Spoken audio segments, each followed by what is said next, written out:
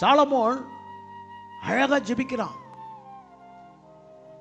2 நாளாகமம் 1வது அதிகாரம் 11-12 அழகா ஜெபம் பண்றான். என்ன ஜெபம் பண்றான் தெரியுமா?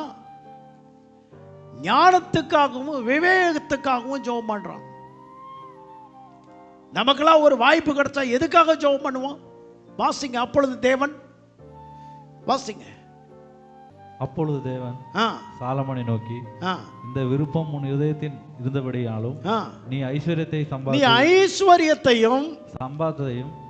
சம்பத்தையும் கனத்தையும்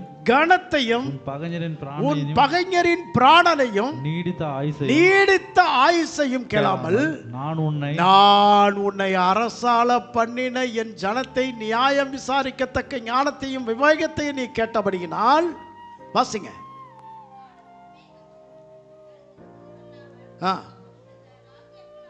இவருக்கு என்ன சொல்றாரு பாருங்க.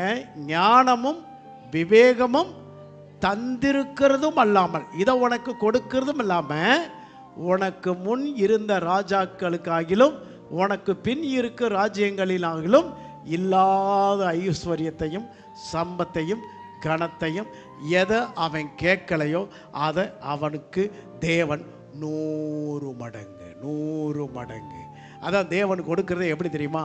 அமைக்கி குலுக்கி, சொல்லுங்க,